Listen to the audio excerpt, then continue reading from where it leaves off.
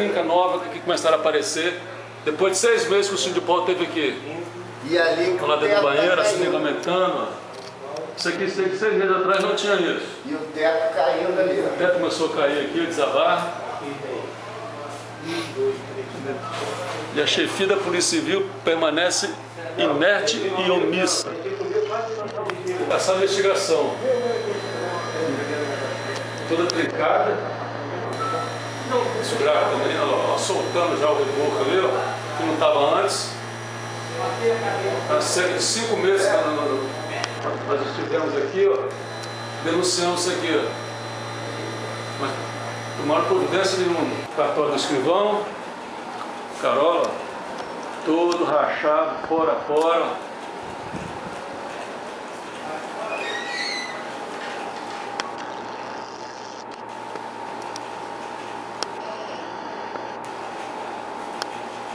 O buracão de filtração.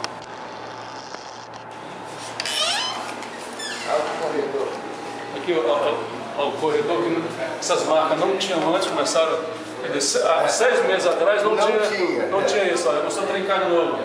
Toda vez que passa o caminhão, estremece a delegacia.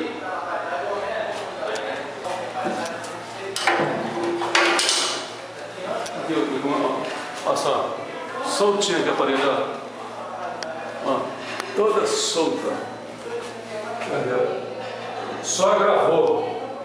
De 6 meses para cá, a estrutura piorou, os rachados aumentaram e a chefia de polícia tomou providência nenhuma, mesmo tomando conhecimento. Só reclamou da filmagem.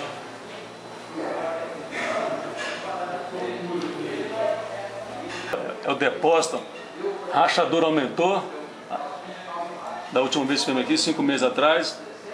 Tá? A parede também pro lado de fora está toda rachada. Acho que o chefe de polícia está esperando a delegacia cair e matar os policiais para tomar providência.